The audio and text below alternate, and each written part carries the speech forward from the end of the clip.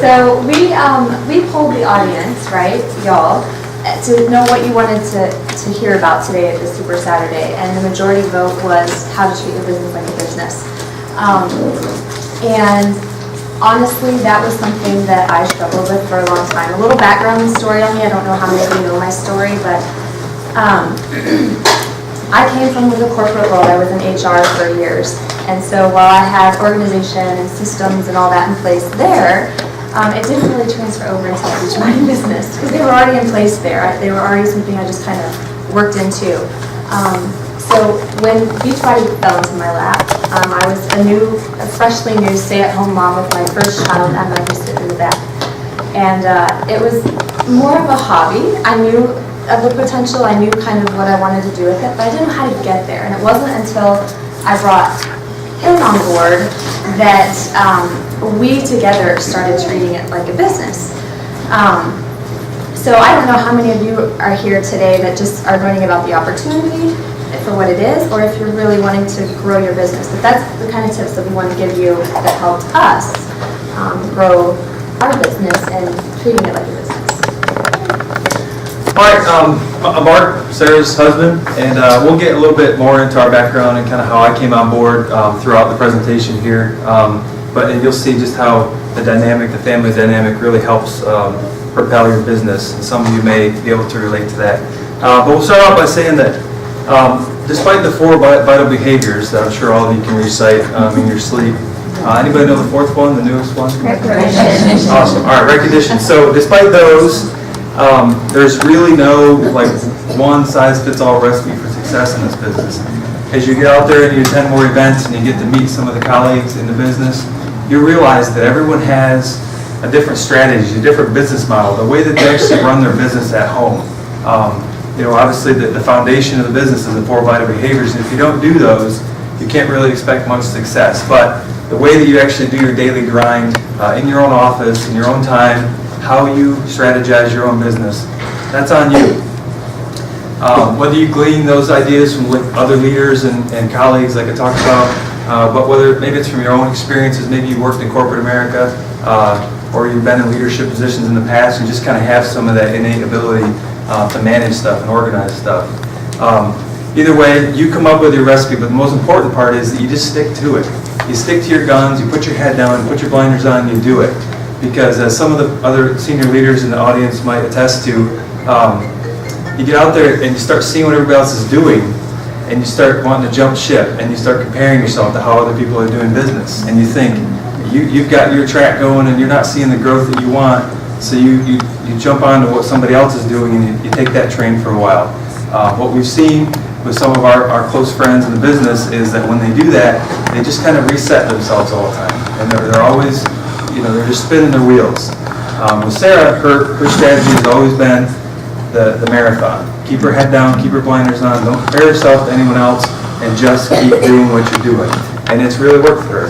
A couple times elite, 8-star diamond, she's had a very successful run. Just by keeping that slow and steady wins the race, keeping the blinders on and keeping focused. So just do it. Many of you might have come into your team with a strong upline support. How many of you have a really strong upline support? Okay, I did not. I came in, I'm what they call the orphan coach, if you will. So yeah, how many orphan coaches do we have, right? So I had to really, own the business, and figure it out myself and put these systems into place. So if you came into a strong team and you already got those systems in place, use them. But take them and duplicate them and make them your own, right? And we'll talk a little bit more about that later in the presentation. We talked a little bit about Sarah's background, but I'll bring me into it a little bit and how the family dynamic worked a little bit. We didn't always have this figured out. We started out a lot of struggles in the business. We've been in it for almost 5 years. The first couple of years, she was sort of a hobby coach. We call it a toe dipper. Kind of, in a little bit. When there was something more exciting going on in life, she would hang up the Beachbody and go do something else. So she originally was in it more for the fitness journey. She had our first child. She's always been an athlete, really active person, but she kind of started doing the home fitness stuff just because of the convenience of being home with your child. And then the income potential, kind of the understanding of what Beachbody had to offer as far as a business opportunity started to become a little bit more evident to her. And without any kind of plan, without any kind of strategy, she just started toe dipping in it here and there. And, you know, when we got married and we had kids, we had made an agreement, we had an expectation for each other. Please don't take this as a sexist comment or a chauvinistic comment, but we decided that I would go to work and bring home the income for the family, and she would be stay-at-home mom that she always wanted to be, but stay-at-home mom that comes with doing things around the house and having expectations. She expected I would go to work, not lose my job, bring home paychecks. I expected that she would do certain things around the house. Time and time again, I would come home and there wouldn't be, you know, any plans for dinner. There wouldn't be things done that I expected. You know, turn the tables. If I had come home and said, "Hey, I don't have a paycheck this week," she would have been equally upset. So I saw it just as this kind of time suck. She was very unorganized with it. She did it at times that just frustrated me. We'd sit down at the dinner table, we'd sit down on the couch and watch TV at night, and she would be playing on Facebook. I saw it as playing on Facebook. And that playing on Facebook, the return on the investment that I was making in this business as a husband was like $25 a week, $100 a week. And to me, I thought, geez, you could go get an assistant manager job at Target and be doing much better than this. Yeah, so discounting assistant manager at Target. But it cramped our marriage, it cramped our family lifestyle. It was really tough on us. You know, we had to really work together, we had to be more transparent, and we'll talk about that in some of the tips we have. So, a little bit of a background on kind of how we started. I absolutely was not on board. I liked the fitness, I liked her body, I liked all that stuff. But I absolutely hated how disorganized, how she was going about it.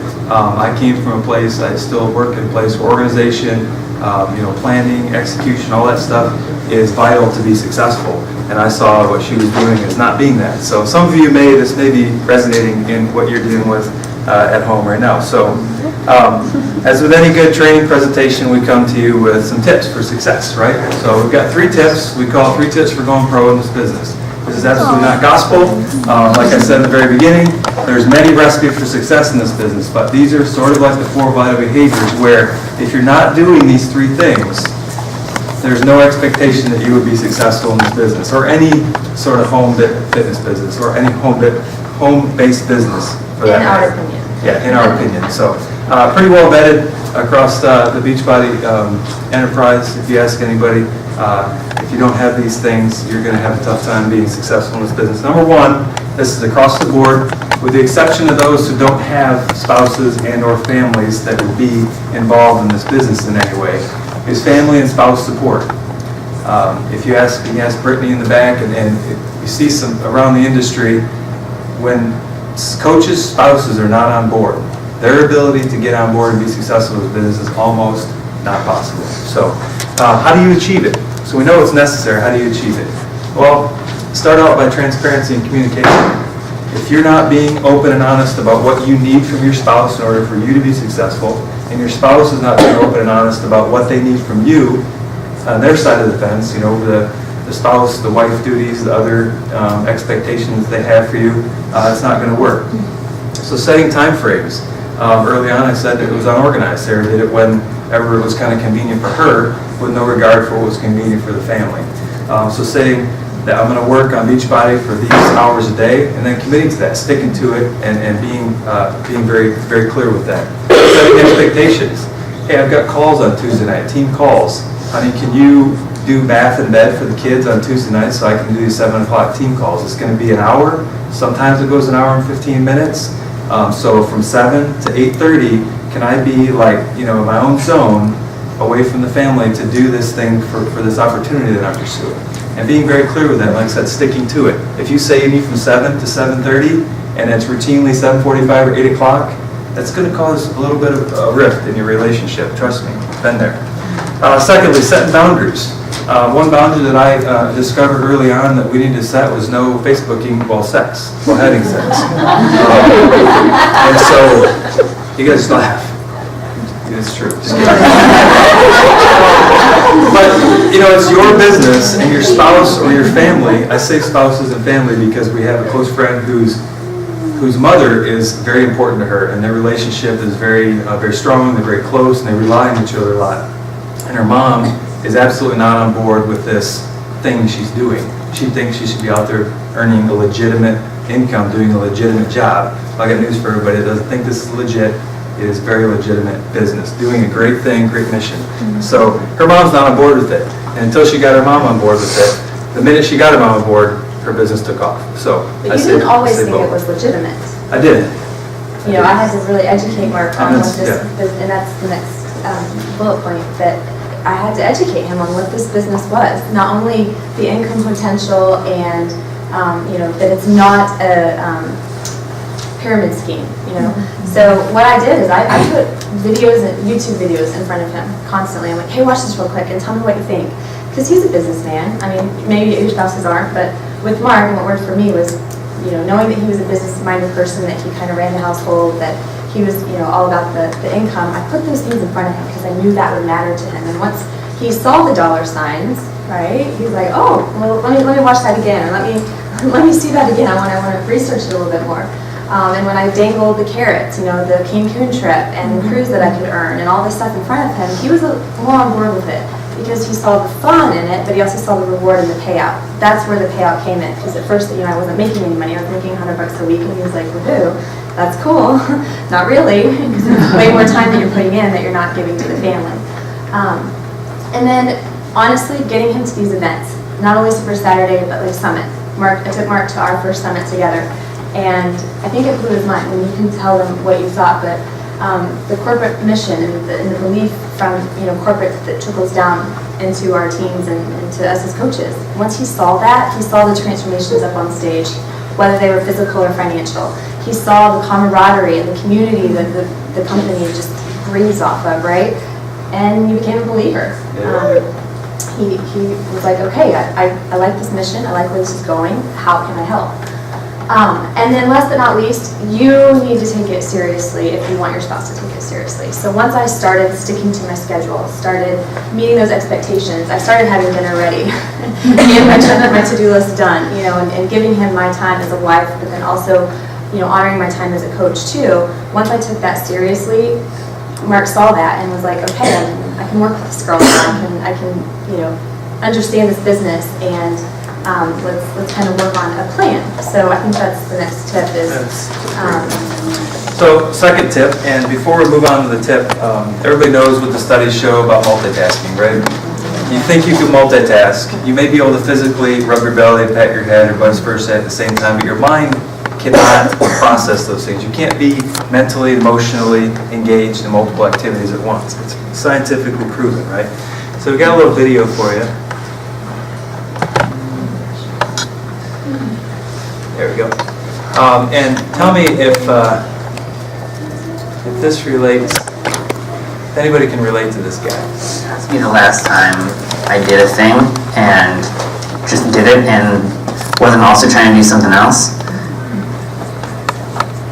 I wouldn't be able to tell you. What? Nope. Thought I had it. This guy's a doctor, by the way, if you missed the credits. To be fully present on the internet at any given moment is a very rare thing. You're trying to write a paper, and so you've got that open in Google Docs, and then you're like, well, maybe I should read a little bit more about the thing I'm writing about, and then there's a link in there. You're like, this is a little tangential, but maybe it's interesting that I should know about meerkats. Ooh, meerkats lay eggs. I didn't know that. Is that correct? And then there's videos of not just meerkats, but three-toed sloths. Oh my gosh, these things are actually like traded in inhumane ways. I should probably get involved with some sort of activism there. So you're like joining the Facebook page, telling your friends like, this isn't right what we're doing to the sloths. And then you're like, who liked my sweet pics that I posted this morning on Facebook? Wow, it's my ex-girlfriend. Is she still into me? And also have 30 minutes composing a message that I never send.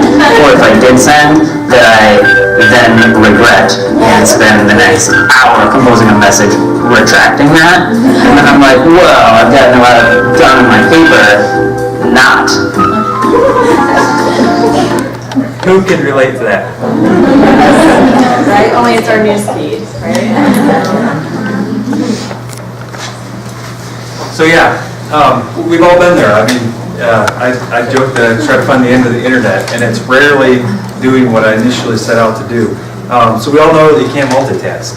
But what you can do is be really good at one thing at a time, and you can absolutely own that thing. So defining your hats, defining your roles, what is it that you all wear every day? Many of you are moms, many of you are, or dads, I'm sorry for the gentlemen out there.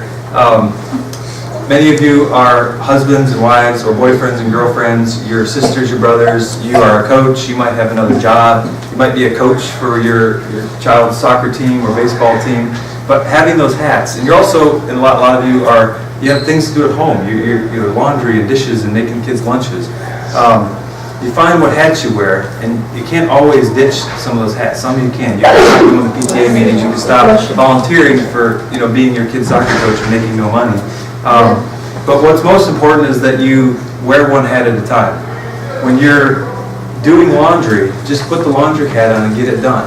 Because when you wear multiple hats at a time, you end up with wrinkled laundry. And here's why. Tell me if you've been here before.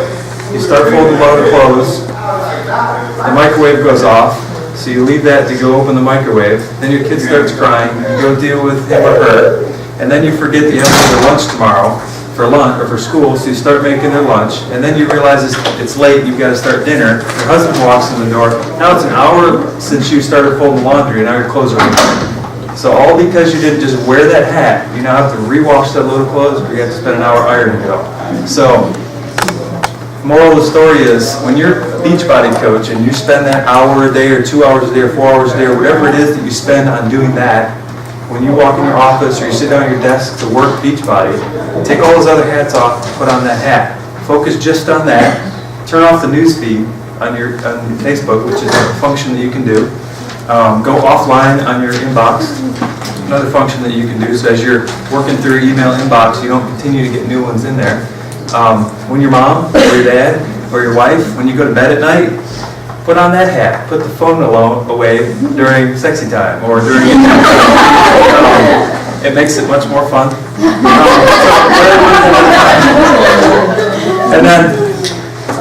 And then time blocking, yeah. And this is what I got really good at with my schedule. I actually have a YouTube video that goes over this in detail. So I wanted to talk a little bit about how I time block my day and what's worked for me.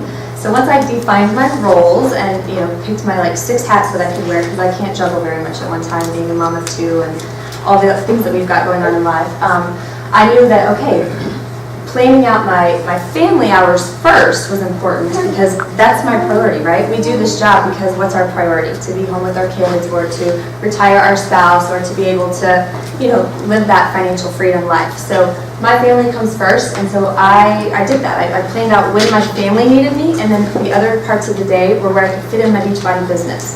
And I time blocked. I have a corporate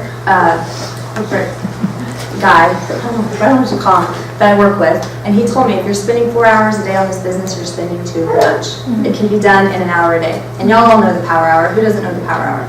Everybody knows about it? Okay. And there's tons of variations of the power hour. So what I do is I block my day into 4 hours. 2 hours in the morning, on a perfect day, let's say. 2 hours in the morning where I grow my business. Anything that has to do with my business. That's my content for my pages, personal and fan page. Checking into my challenge groups, talking to my customers, connecting with new people on my pages, sending those new messages. And then personal development, workout, any trainings that I need to get completed. Then, second part of the day is left off for my team and how I can help them grow their business. That's how I divide it in my brain, and that's how my team knows, hey, I'm not going to get back to you until my hour for you guys.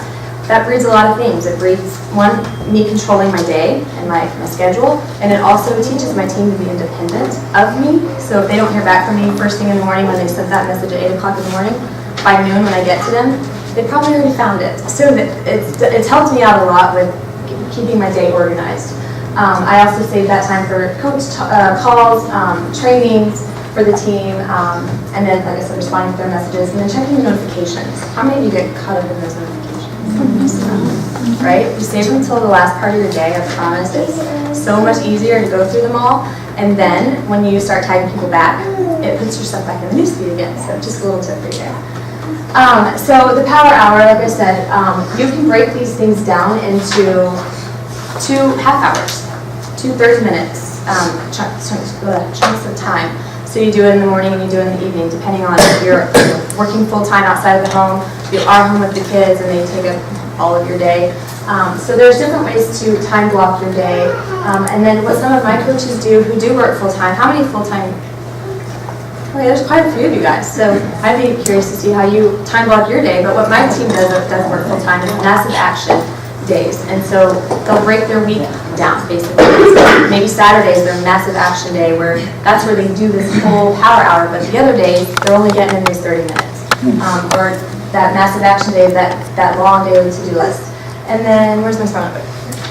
How many of you track your business? Is that the next slide? Yeah, we'll get to Oh, okay. We're not there yet, sorry. Yeah. So yeah, that's how I time block. If anybody needs better pictures of these, we've got them. It's just a yeah, little grainy and I trying to put them take in a pictures of that group stuff. So I'll we can share all that stuff with you.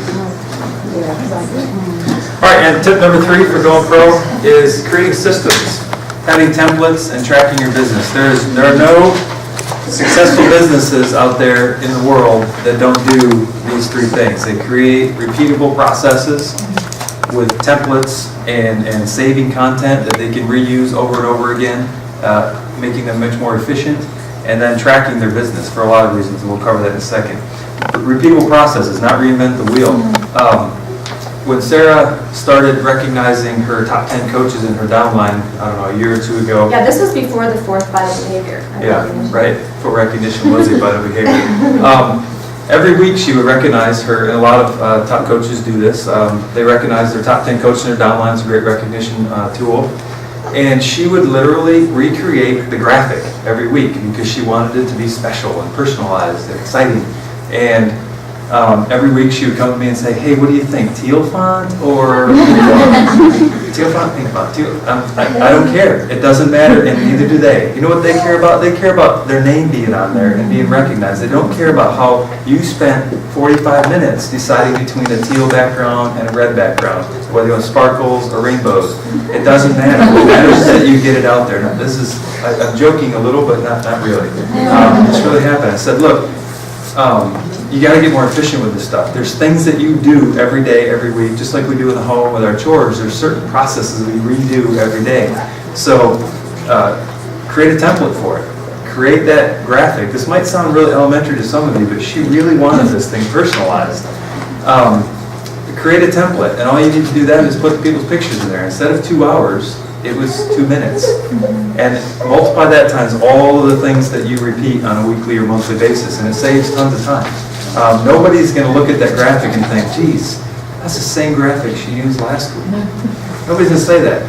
It's just, not a problem at all. Well, I think it helps define your brand too. It does, right. So being consistent along the same lines. And the same thing goes for follow-up emails. First, new coach, welcome aboard emails and letters. Reaching out to potential clients and coaches. Those can be scripted. If you're not doing things like this and putting scripts together and saving them as templates, you should be getting on board with something like that because it saves a ton of time. You can go in and do a Word document with these scripts, copy and paste in an email or a Facebook post, and then go in and add a couple of personal notes and ideas to it. But for the most part, the content is there. You save time doing that. So creating templates, things like that. Name files intuitively. When you get tons and tons of content, you can kind of see this in our Google Docs, and this is how we organize. We put it all in the Google Docs, and then it's shareable down in her downlines. All of her coaches in her downline have access to this stuff.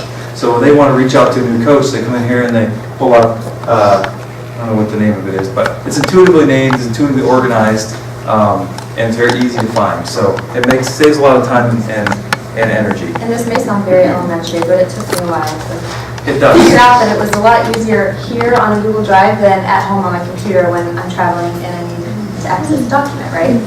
So work smarter, not harder. Yeah, Google Drive is a great one. We all have access to it. It's free and it's accessible from anywhere as long as you have internet. Evernote and then notes on your phone. If you don't have internet access, you can always take notes on your phone. And then when you do get Wi-Fi access or data, you can always upload those, email them to yourself, and share them with your coaches. You've always got them accessible. Lastly is tracking your business, and there's a lot of reasons to track your business. For performance, you want to know how you're doing from month to month, week to week, year to year. It's good to see what the return is on your time and energy investment. for follow-up, making sure that you're not missing people, you're not dropping things off your desk. I know that if I don't keep track of stuff, I get so much going on that things fall off my plate, and I lose them forever, and I never knew that I had to do that. So follow-up. And lastly is government. The big government cares about how you're doing with this home business. They care very much, and you don't want to be on their radar. So it's very important to track expenditures, and then for tax season, making sure that you're on the up and up with all of your business stuff. Home businesses are one of the most frauded, and therefore one of the most audited entities out there. So once you get on the IRS's radar, whether it's intentional, whether you tried, to slip one under the radar and save a little bit of money, or you just don't know any better and you broke a law with regard to taxes, you get on the radar and you're on it for a long time. That's not a good place to be. So, up and up, and your accountant will love you if you keep track of this stuff very cleanly. So with regards to the tracking in Excel, I know there's tons of other ways to track your business. TeamZ, Automatic TO, I don't even know all of them. And the reason I don't is because I'm a pen and paper gal. And I wanted to show you all that because most people can't believe it. They're like, huh, pen and paper?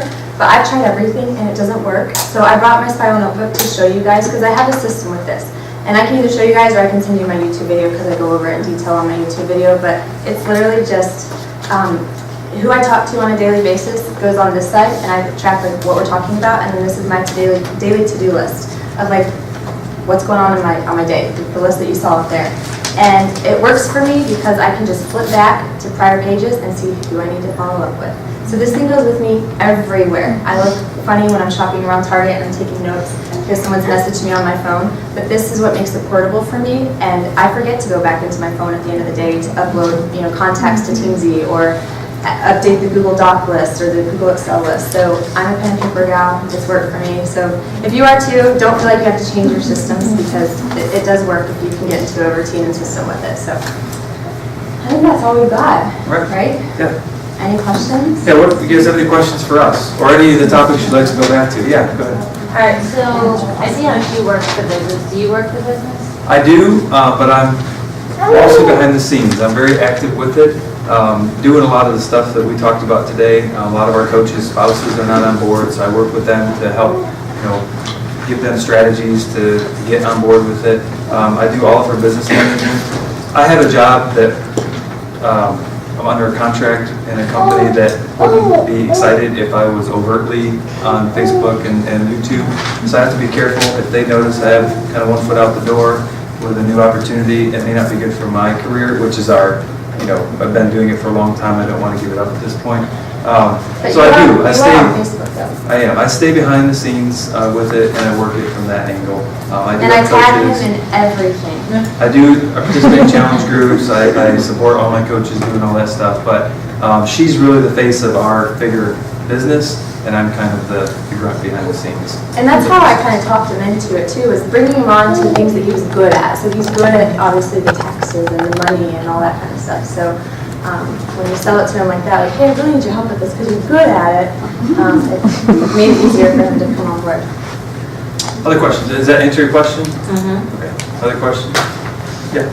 What has been your greatest source of getting new customers and new coaches? Obviously, you have a YouTube channel. Has Facebook been your number one, or Instagram, or?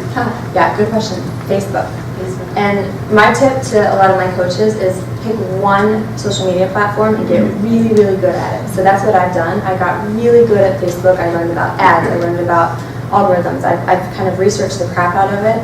And I dabble in Instagram, I dabble in YouTube. So once you get good on one, then you can start branching out. But for me, it's been Facebook. Do you work your like page the most, or do you work? I do, and that's the one thing I've been consistent with in my business. Yeah, and I think it's the And you can consistency. attest to that. Nothing else I've been consistent with but my page. I post every single day. And she shares. She's on there. She's engaging every day. She doesn't miss a day. She shares our life story on there. And I so connect with the people. instead of selling fitness products on her Facebook page, people are signing on to following a lifestyle. It's been the journey. So it's the journey overall. But you can do it in any platform. It's just, I think, learn that one really good and get really good at it, and then I have a question. Are you guys doing 30-day challenges every month?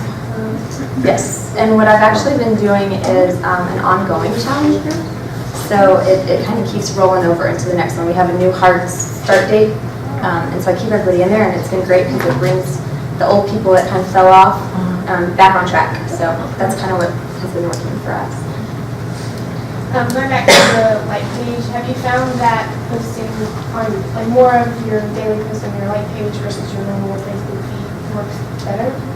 I think it just depends on your market. So if you're, if you've kind of tapped out of your hot and warm market on your personal page, then it's time to start a like page and build over there. But from my like page, I'm meeting new friends, and they're friend requesting, they're becoming my friends, so they need to see it on my personal page too. So I post in both places.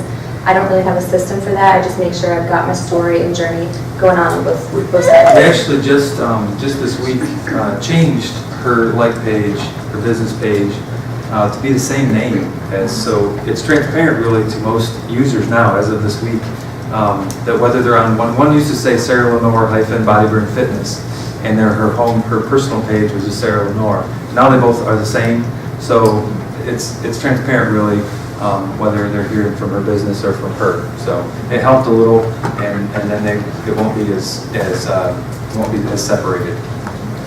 Whether that turns out to be a good strategy or not, it's something we just recently learned, and it's something she recently did. So I see Brittany shaking her head back there. So Is that good? Okay. Take it from the best. it used to be very difficult to change the name of a Facebook page. Almost impossible. You could do it like once in the history of the thing, and now you can. That restriction is lifted. So And back to what you were asking about, with what social media platform, invest in the trainings. I did. I invested in every Facebook training I could, from Mari Smith, from Amy Porterfield, from all those that teach Facebook. Invest. It's a write-off, and you're going to learn from the best, the gurus that know. And Facebook changes so much that you need to stay on top of those things. So whatever it is you're going to be doing, invest in the Instagram training or the whatever. another question back there somewhere. No. Any other No. questions? Okay. Oh. Yeah. For your ongoing group, are you doing that on the app or on Facebook?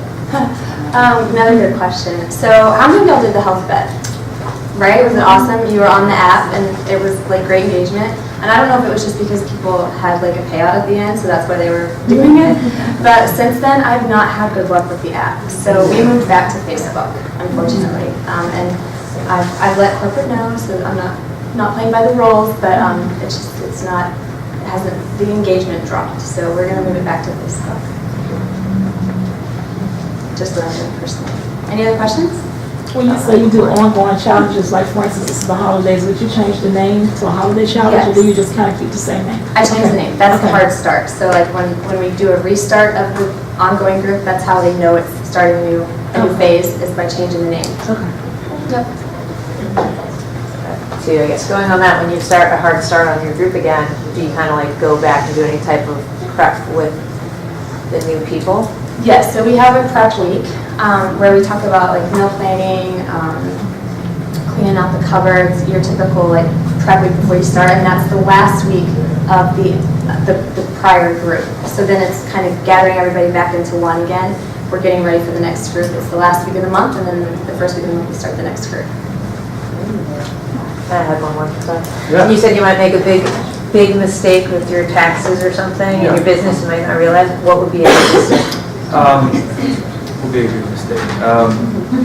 That we might not realize. One I can think of off the top of my head is like awarding prizes. Oh yeah, that's a great one. So the IRS restricts, you can give away as much as you want, you can donate as much as you want, but when you give a gift or spend more than $25 on any person, you also have to hand them a 1099 so they can pay taxes on that gift. So if you're buying, say you get a diamond in your downline, Pop's Diamond, and you want to give them a $100 Lululemon gift card.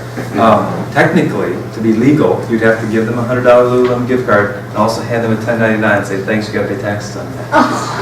If you want to write that $100 off. If you don't care that you write that $100 off, then it doesn't matter. You can throw those things all day long. So that's an example. If you're doing it very small scale here and there, it's probably never going to end up on the radar.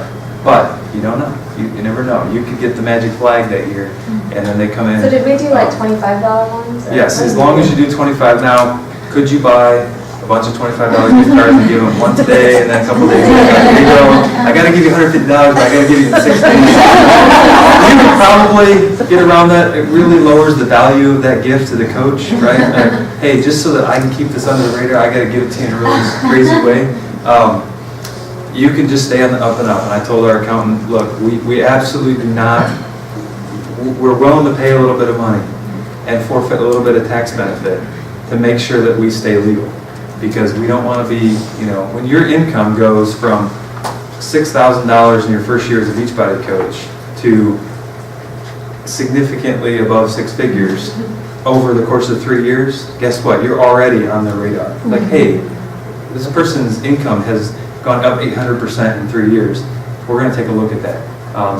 And that's the case with a lot of them. Beachbody hasn't been around that long. And there's quite a few coaches in Beachbody making 6 figures. I mean, a couple thousand or more making 6 figures. And that happened over the course of a very short period of time. So if you have that desire to make your business go big, get smart with it now. Hire an accountant, make sure you square with this stuff.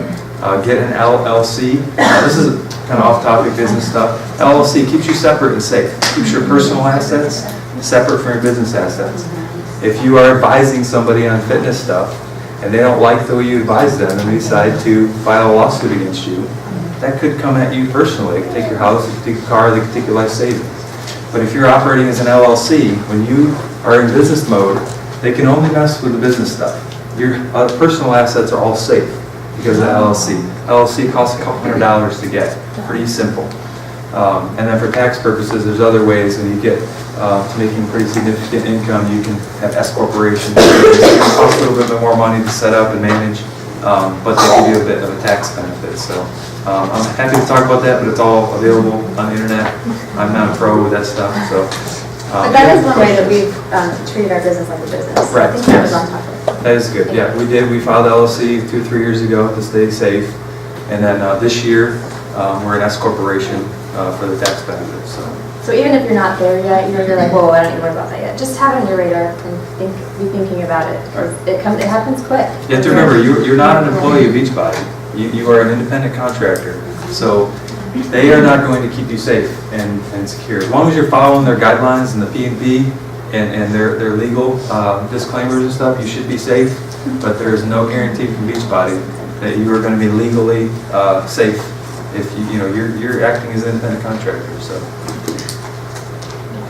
All right, I have one more question. I'm still on that challenge group because I did, as a new coach, I did my first call to action this month, and I put my before and after. Actually, I did a collage of my weight loss journey from prior, because I haven't done any of the 21-day fixing stuff yet. I was formerly Weight Watchers, so I did a collage of my before and afters, and I did a call to action, and I had hundreds of people congratulating me, but I only had a couple who said that they were interested in actually joining Beachbody. So did I do something wrong? Did they comment on your picture? Oh, everybody commented on hundreds of people commented on the pictures, and they just paid no attention to joining me in November 1st for So here's my tip, and here's what I would challenge you to do. Okay. Go back to that picture, and you message everybody that commented and say, thank you so much for your support. Oh. I'm so nervous or shy or timid to put myself out there like this. It's a big step for me, and I appreciate your support. Have you ever thought about doing this with me? Or I could really use some friends to hold me accountable. Do you want to join in on this with me? Message everybody that liked it, everybody that commented, and I bet you'll see people saying, well, yeah, tell me more, or sure, let me learn more about what this is, or yeah, I want to join you. Good idea. Okay, thank you. So, yeah, sometimes it just takes us being more forward with asking people, and that's the second vital behavior, invite, right? So just putting yourself out there a little bit more. Okay. So to kind of piggyback with, sorry. So to piggyback with your inviting, so when you are recruiting, now that you've grown your business, are you getting more referrals? How are you reaching out to expand your business?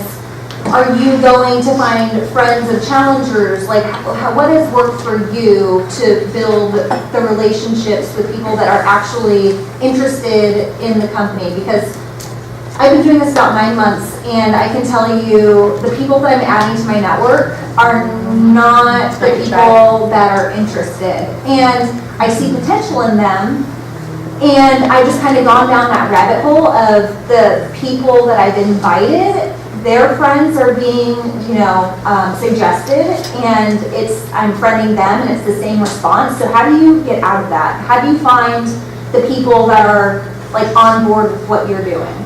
Okay, a couple of things to that.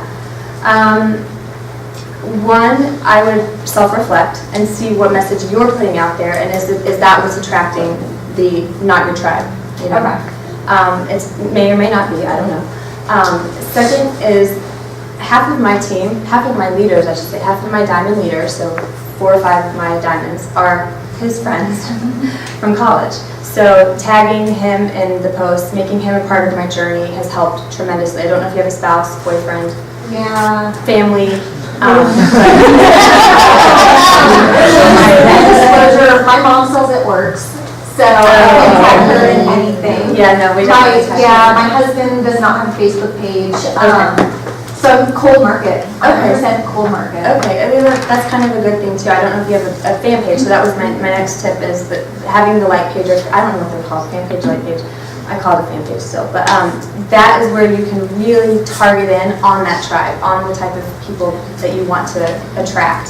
I mean, you can get so nitty-gritty. So that goes back to the investment of make an investment, take a training. I love Mari Smith. She's my favorite. That's where I've learned the most. I'm sorry. Mari Smith, M-A-R-I Smith. I've learned the most from her and had the most So it's training return on for investment. $300. I think it's like a $300 training, yeah. And you get access to the modules forever, so you can go back and like reteach yourself. But I think there's an exercise too, and when I share all this other stuff, I can share it through Katie Hefner, I think. That's your area. But she has a like avatar training, and you're really good at that, Brittany. I think you've done a training on it. Yeah, Marie Forleo is the one who introduced that concept of identifying Your avatar. Okay, there you go. I would do that too. So it's just kind of that self-reflective, really knowing the type of person you are and that you want to attract. And then to the referrals, yes, in all my free groups and all my challenge groups, I always say, bring a friend, and you get a prize if you bring a friend. So I'm very big at gift giving and rewarding people for bringing other friends into the network. And that does one of two things. It opens my door for new contacts. It allows me to meet new people, and then it also shows me who has another network that's okay to inviting, because that's one of our better behaviors. Hey, that might be a good coach that's inviting all these friends to my party. Why don't you have your own party, and I'll help you host it, and you be the coach. So it'll show you who else might be coach potential. So. This is kind of a two-part question. Do you use Google Docs, and if so, how have you seen any success with that? I've Yes. seen some That's my Google Drive for my team. And everything that I do, I actually instead of opening up a Word doc on my computer, open up a Google Doc, and then it just automatically saves to my Drive. Well, I mean like the surveys. Oh, Through Google Docs, to where Yes. people can go in and enter in their information. I have done If they that don't want to before. publicly say anything on your Yes, post. I have done that before. I don't do it so much anymore because it wasn't really, people weren't taking the time to fill it out. Okay. I just say comment below, say me below, and I'll message you and reach out to you, because you're right, people don't like to put their emails, they don't like to take more time out of their day to fill out a form. So. When you say bring a friend, like to your challenge groups, are you requiring that friend to purchase something, a challenge pack, or just join like under a free account? It's more for my free groups that I really use that. You bring a friend and your name will go into a pot, you win a prize and the friend wins a prize. So it's more for the free groups, and then I do try to get everyone to sign up for a free membership, and then, like I said, I segue from my free groups to my challenge groups, and they all get lumped into that. Thanks. Yeah. All right, we don't want to cut into I the know. agenda of Super Saturday too much more, so if there's one last question we can take? Yeah, go ahead. What's your best free group? What's on this one? Free group? Okay, so we just did a smoothies and booties one, and it was awesome. Awesome. And I'll share that template. I gotta make a list of it, what I need to share. So somebody remind me, what else I said I was cute to share. So yeah, that's all. Thank y'all for letting us.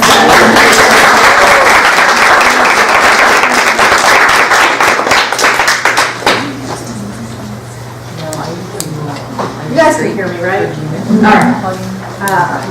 Such an investment. Let me turn that off. Okay, so we're gonna do a little breakout session. I don't really want to number off, but I think it might be helpful to force you out of your comfort zone.